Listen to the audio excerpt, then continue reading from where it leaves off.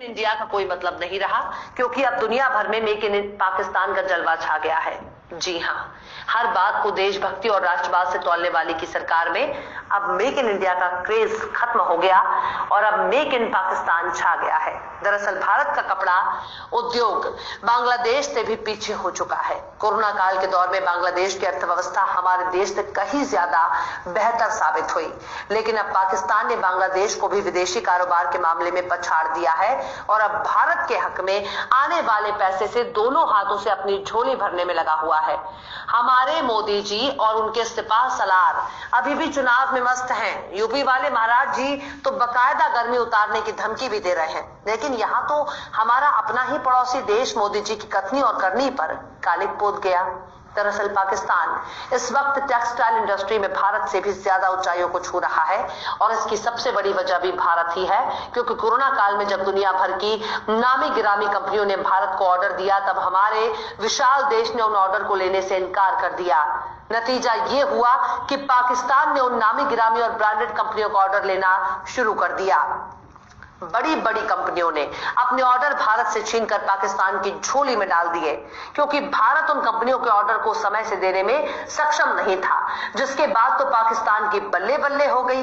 इमरान खान ने रातों रात कई ऐसे कारनामे कर दिए जिसके बारे में किसी ने सोचा नहीं था। दरअसल पाकिस्तान ने निर्यात का नया कीर्तिमान कायम कर दिया है, वो भी सिर्फ भारत की वजह से, क्योंकि यही ऑर्डर भारत के लिए आने वाले थे, लेकिन भारत की क्षमता कम होने से पाकिस्तान के पास चले गए।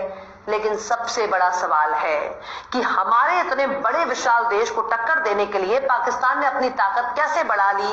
भला ऐसा कैसे हो सकता है कि जिस ऑर्डर को लेने से भारत से मना कर रहा हो, उस ऑर्डर को पाकिस्तान ले रहा है, यानी भारत को किसी फैसले से पाकिस्तान का भला हो गया हो। पाकिस्तान की टेक्सटाइल इंडस्ट्री ने महामारी के दौरान रिकॉर्ड तोड़ निर्यात किया है। ऐसा उसने भारत और बांग्लादेश के छोड़े गए ऑर्डर हासिल करके किया है। ब्लूमबर्ग के मुताबिक पाकिस्तान के प्रधानमंत्री इमरान खान के वाणिज्य सलाहकार अब्दुल रज्जाक दाऊद ने दावा किया है कि जून में खत्म होने वाले साल में पिछले साल के मुकाबले कपड़ा निर्यात का रिकॉर्ड 40% से बढ़कर 21 अरब डॉलर यानी 1,57,000 करोड़ रुपए तक हो सकता है।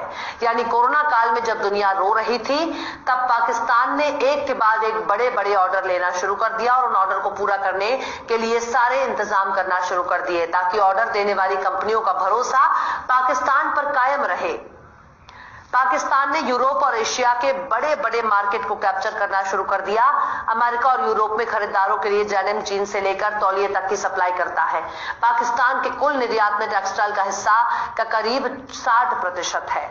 इमरान खान के वाणिज्य सलाहकार दाऊद ने कहा कि अगले वित्त वर्ष में यह आंकड़ा 1,94,000 करोड़ हो जाएगा, जो पिछले साल के कुल निर्यात के आंकड़े को पार कर जाएगा।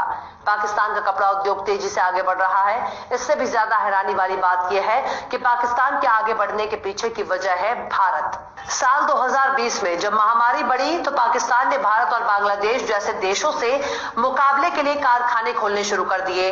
अब टारगेट कॉर्प और हैंस ब्राइड्स इंक समेत कई ग्लोबल ब्रांड ने ऑर्डर भी हासिल किए। दाऊद कहते हैं कि हमें बहुत सारे ऑर्डर बांग्लादेश और भारत से ट्रांसफर होकर आए थे। अच्छी बात यह हो रही है कि हम अब बांग्लादेश के साथ मुकाबले की स्थिति में हैं।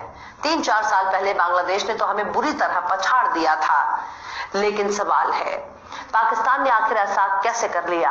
उसके पीछे की बस एक वजह है, पाकिस्तान ने टैक्स में कमी कर दी, सस्ता लोन कर दिया और बिजली लगातार सस्ती रेट पर देना लगा।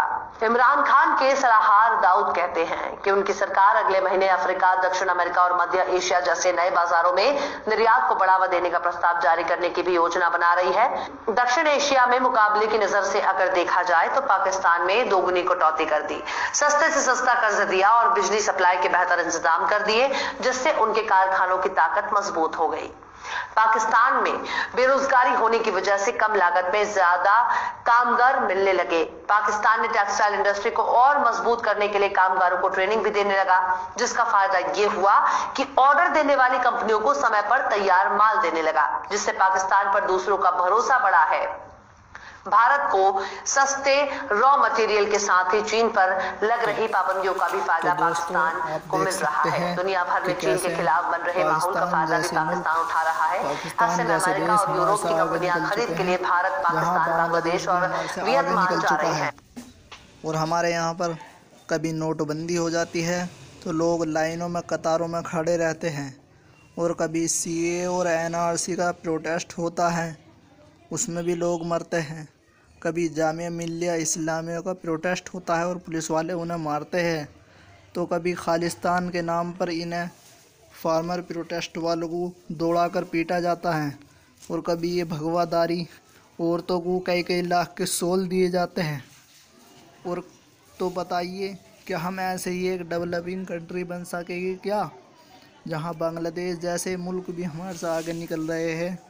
और अगली वीडियो में हम बात करेंगे कि हम डेवलपिंग कंट्री कैसे बन सकते हैं। अभी तक अगर आपने हमारे चैनल को लाइक नहीं किया तो लाइक करें और ऑल पर क्लिक करें।